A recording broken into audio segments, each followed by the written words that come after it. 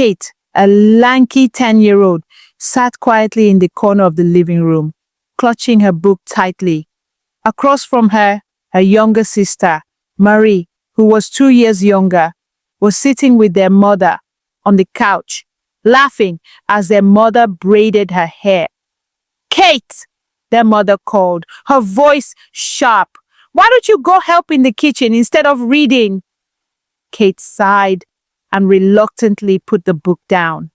As she walked toward the kitchen, she noticed how her mother looked at Marie with such affection. "Why doesn't she look at me like that?" Kate thought.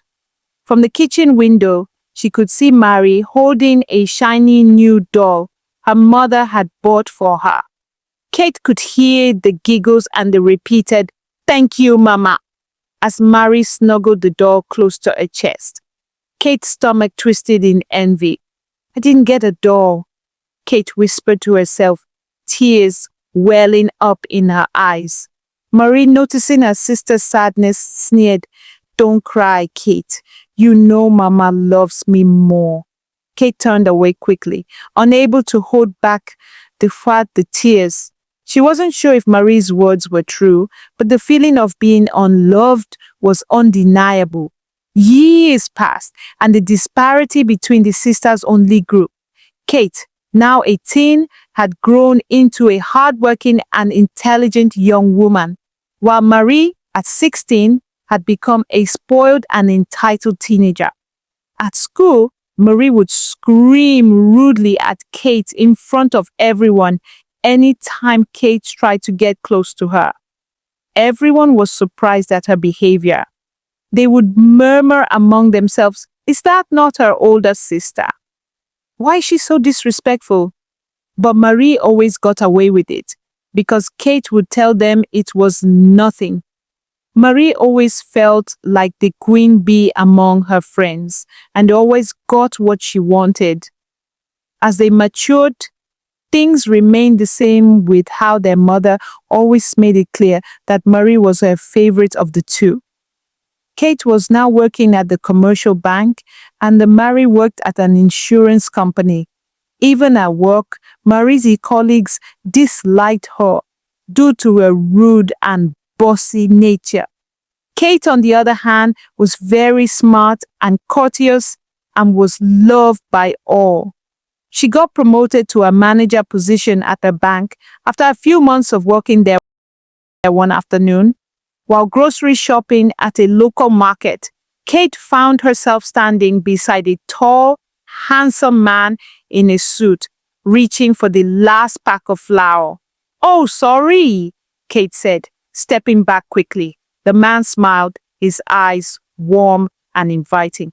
"No worries. I'm Chris, by the way," he said, offering his hand. "Kate," she responded, shaking his hand. "Nice to meet you." They exchanged small talk, and before long, Chris found himself drawn to Kate's genuine kindness and grace. Over the next few weeks, they began meeting for coffee and long walks, and soon their bond grew stronger. Kate was thrilled. Finally, someone truly cared for her. "I can't believe you've never tried fufu," Chris laughed one afternoon as they sat at a street-side restaurant. Kate smiled, her eyes sparkling. "I'm just a simple girl from Accra, Chris. I never needed to try fufu, but maybe you can change that." But that was a lie. Growing up, Kate had always performed the hard task of helping prepare fufu at home by pounding. But any time it was time to eat, her mother would ask her to eat rice because the fufu was too small for her to have some. She had grown up accepting that fate. Since then, she had never had interest in trying that meal, as it brought memories she never wished to hold on to.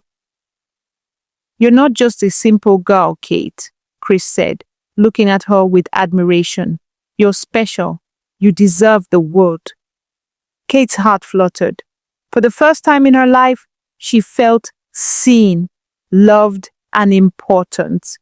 As Kate and Chris grew closer, Marie's jealousy became evident. One evening, while they were all having dinner at home, Kate smiled at Chris, who had just surprised her with a beautiful necklace.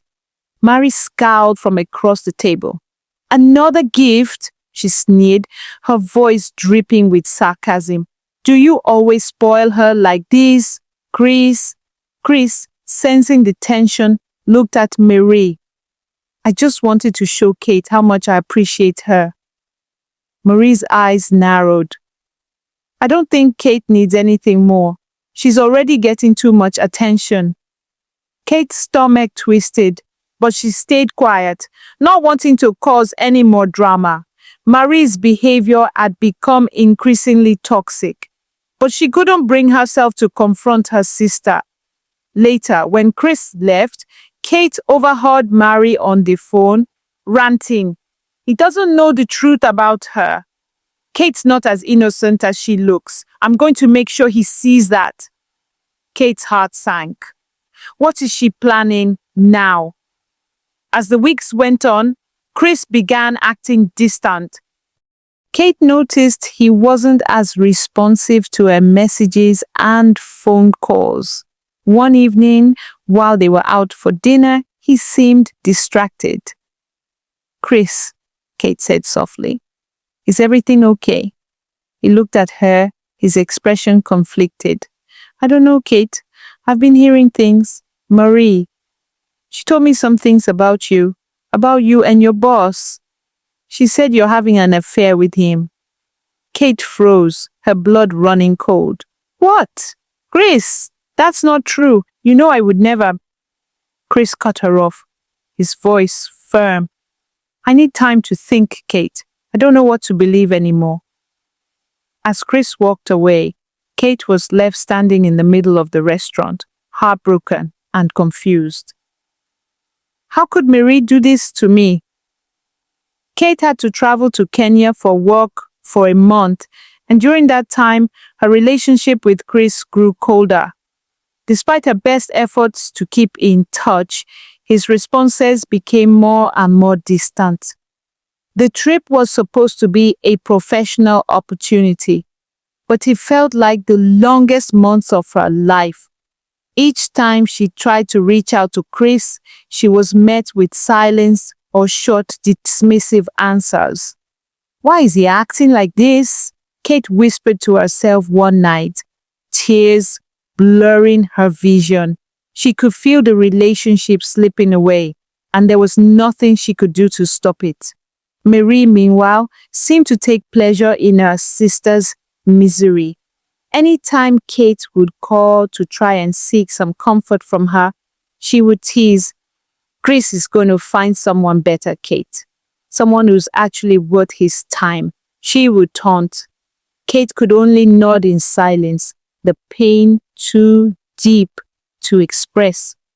Kate had to cut her trip short because she was getting stressed about how things were going with Chris. She couldn't even concentrate on her work. She had planned to surprise Chris the following week to talk to him. She had decided to lodge at a hotel while getting some alone time to gather her thoughts properly, away from friends and family. Upon her return, Kate's new friend, whom she had made on a trip back to Ghana from Kenya, Sisi, invited her to a wedding. It was a distraction Kate desperately needed, though her heart was heavy with worry about Chris. He hadn't returned any of her calls, and his messages had grown cold.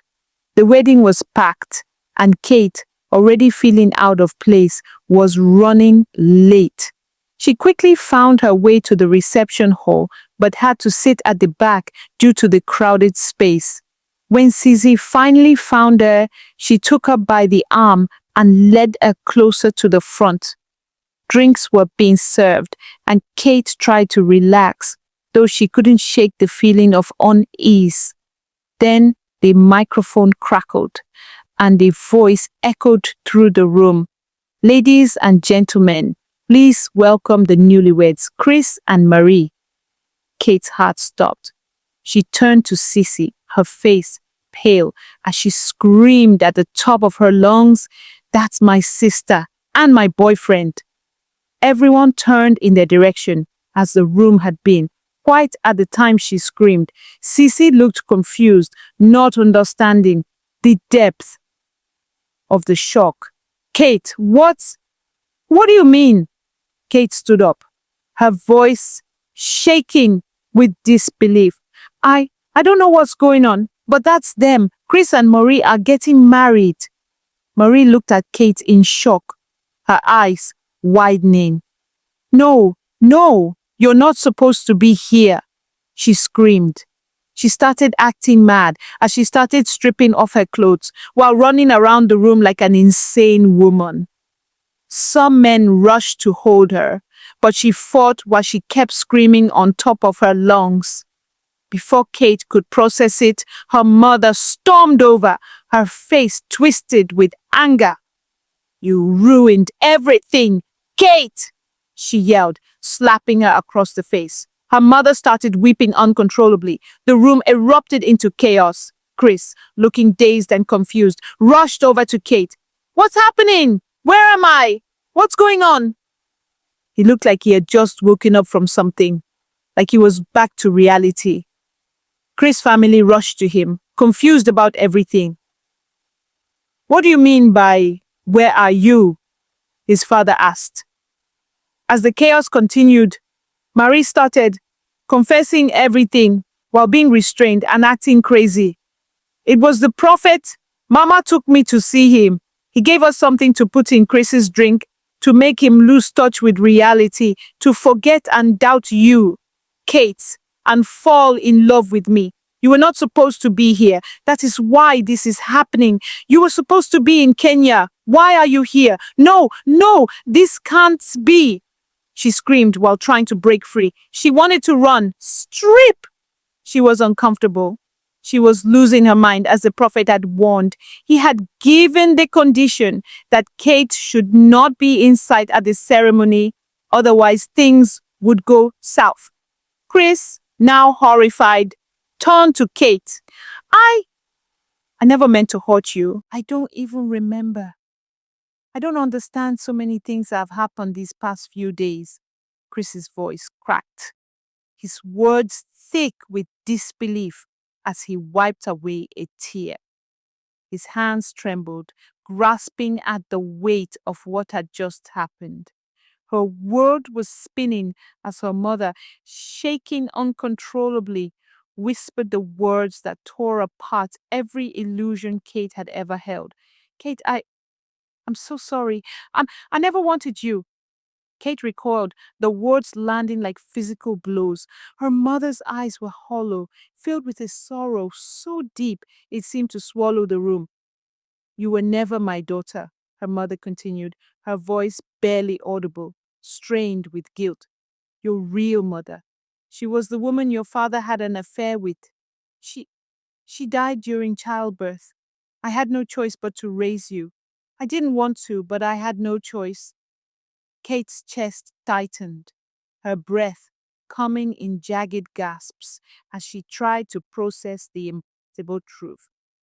Her heart thundered in her ears. She looked at her mother, trying to reconcile the woman in front of her with the one she had known her whole life.